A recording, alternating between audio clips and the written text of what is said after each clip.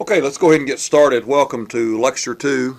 I want to talk about, we're going to be using Tableau this semester, but I want to talk about using Excel for balanced scorecard and dashboards. And again, I'm not going to spend a lot of time on balanced scorecards. I have a couple quiz questions about that, and if you want to do a little research, it's pretty easy to find.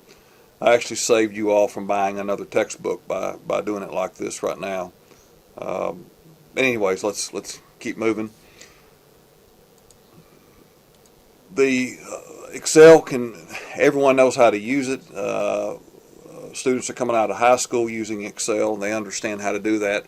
Excel's not very scientific. It's better than not having anything, but for using dashboards, can you do it? Absolutely, you can do it, and you can create graphs, and you can a graph is a portion of a dashboard. But as far as manipulating and everything, it's not very comfortable to use. Your data must be clean, which means you must have you can't have any unknown outliers, which means if you are looking at income of a city and then a per capita income of a city, and say it's $18,000 per capita of a small city, then you have one that has $2.8 million. That's probably an outlier that's probably not true. It was probably entered incorrectly. So Excel would take that and run with it, whereas another program would take that and question it. So on the pro side, Excel's easy to use. Comparing Excel versus something like Tableau or SAS, or R, and there's a lot of programs out there that you can use to analyze data. Excel's not scalable, which means that you can't easily ratchet up and down as things change. You have to do a little more work.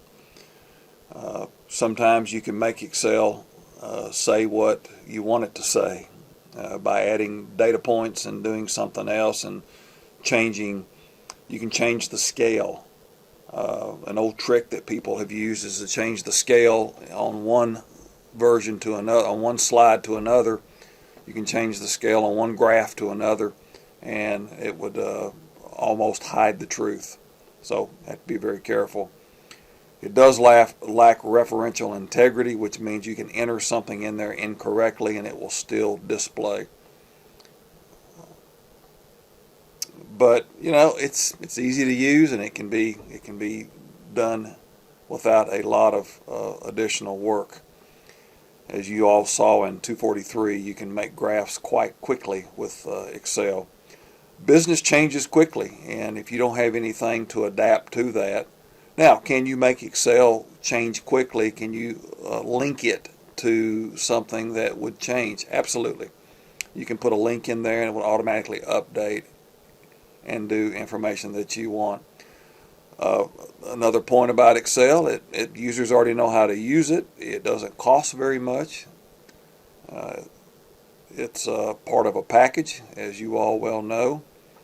Users know the company rules, and they have existing solutions in Excel. Also with Excel, you do have drill down capability, albeit it's not as good as something else, but you have drill down, which means you can enter and go into something else to take a look at. Garbage in, garbage out using Excel, and it's hard to find hidden errors with Excel. You can see those, but you can actually find those with some analysis, but it is tough. Spreadsheets spawn spreadsheets. Sometimes I say that because sometimes all you create is a spreadsheet out of this, and that doesn't really answer the problem that you have with creating a digital dashboard. Something else that I'll caution students on quite a bit is that users can get an answer, but it can be wrong. Sometimes we stop and we get an answer. We're so used to, if we enter a wrong function or a formula, you get an error message, or you get something in Excel that tells you that that it's wrong. But now, if you do something and it's just using the wrong function, but everything works, then you get a number, and sometimes people run with that, so that is not good. Advantages of Excel: get her done. You can create a graph in, oh gosh, I don't know, less than a second. It's pretty quick. You can create a quick graph, and call that a dashboard, and that's it. Everyone knows how to use an Excel. It doesn't take long, and you all come equipped with using that. It's very flexible. You can if you set your formulas and functions up right, you can change one number and it will change the dashboard, and you can use everything that you are trying to do right here and get with that right there. Let's talk about text-based dashboards. You all have hopefully you visualize digital dashboards with numbers. What about text-based dashboards, and why use those? Why use something that displays text? Well, let me give you for instance. If you are trying to categorize, you work for a movie theater and you're trying to categorize your movies and what's going to be shown and what's up and everything, you're trying to put these into categories, then you may want to create genres. And if you call that suspense or murder mysteries or something, then you may want to query the titles of movies to see which genre, or the descriptions of movies to see which genre they would fit in. Very information rich for text-based dashboards. You can match the BI software. SAS does a superb job of text-based dashboards because it can query and it can drill into this. You can also use Excel to create color icons and alerts. You may have had a case or two in 243 that used the color alerts that had icons to show and draw attention to something. You have red arrows, and you can have arrows for something that needs to happen. You can have red arrows for emergency and yellow arrows for safety, and then you can have green arrows for everything as a go. Text-based can also colorblind individuals. You can have text instead of colors that would help them out. And then you can create text elements that would allow, again, with your figures and facts, you can have them that would allow this to take place. Custom labels and formatting. Right now I would demo Excel for you. I'm not going to do that because you won't have to do that in here. But what I'd like you to know is conditional formats, and that is something that you can do in Excel. You can also do that in other programs. Now, what do I mean by that? When you put conditional formats in there, you are saying if a number exceeds a certain number, then display this, otherwise display something else. That's an if-then statement.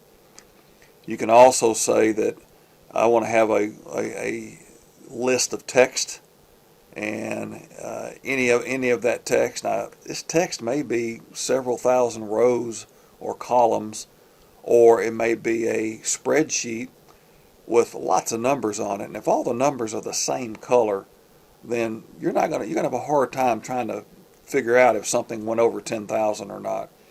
However, if you have a conditional format that says if any number exceeds 10,000, turn it to the color of red, then you can glance at a spreadsheet. Now remember, at a dashboard, and tell which one's done that. Then you can drill into that and see why it exceeded 10,000. Remember that the dashboards, the whole purpose of dashboards are to alert and to give you a graphical representation of something that needs to be paid attention to. It's not something that needs to be studied and analyzed. Analysis should take place in the background. The calculating the time and date calculations, these are all Excel functionality, and they work quite well. If you now and then you put the parentheses open and closed, then it tells you what today is, the time and date, depending on how you set up. You use today, the hour, functions and everything like that right there. And this is real good to use for this right now. The last slide for this right now is calculating the beginning and ending of any month and other stuff. Remember, this all needs to be in the background. You don't want this in the foreground. You don't want customers, clients to have to type anything in except if they were trying to enter something. You want to set all this up to do this right now, but they can, for instance, just a couple of days ago I was creating some financials for my neighborhood association that I'm the treasurer of the neighborhood association where I live. And I was creating some financials, and I needed to know the year and the month for the financials using a program. And so I've got a little function in there that all I do is type in the beginning and ending and set this up so if any of the neighborhood customers, my neighbors, if they want to look at anything that was spent, all they do is type a beginning and ending up there and hit a key, and it tells them how much money was spent out of the association. So that's the kind of thing that you want to be able to do, is you want to set this up for people to be able to use this right now. You want to have your numbers formatted properly so that they make sense. If it's dollars, then make sure it's formatted for dollars. People expect the three numbers and then a comma to separate the hundreds and thousands and millions. They expect that, so do that. Formatting an axis in Excel, again, I was going to demonstrate that, and it's not necessary now because you're not going to have to do that. But you can make the axis say anything you want to. Make sure that it says the truth. You can hide the truth in numbers. And the same thing with dynamic chart titles. Make sure the chart says exactly what you want it to do. Again, a representation is not necessary if you don't understand what I'm talking about. That's all I have for this video. I just want to show you some more about Excel and what can be done. Good day.